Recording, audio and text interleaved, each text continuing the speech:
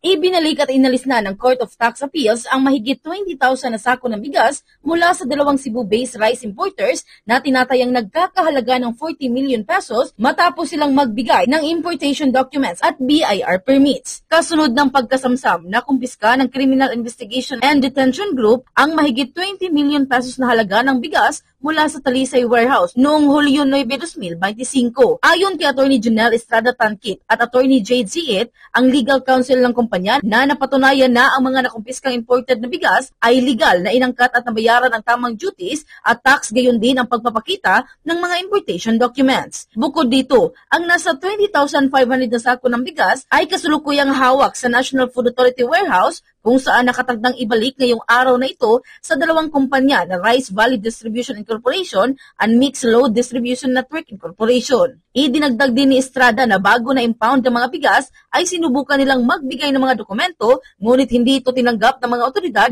dahil pinaniniwalaan na nagkaroon ng kalituhan dahil sa umano'y hindi pagkakaunawaan sa mga dokumento na isinumiti umano ng Mixed Load Distribution Network Incorporation at hindi ng Rice Valley Distribution Incorporation, sister company sa pinaghalo sa isang bodega. Kasabay ng pagbalik sa mga bigas ay may humigit kumulang 160 na sako ng bigas hindi na maaaring kainin dahil sa hindi nakaaya-aya ang amoy at nabubulok na. There was a letter of authority coming from the council, from the Anti-Economic Sabotage Council, allowing them to enter to the warehouse to see if there are undocumented rice. So that's what they did. So they filed a seizure, petition for seizure. Importation documents which we presented. Mula rito sa lungsod Luigan ng Cebu, Bombo John Nakanyati, this is Bombo Radio Philippines, the #1 and most trusted source of news and information, Basta Radio.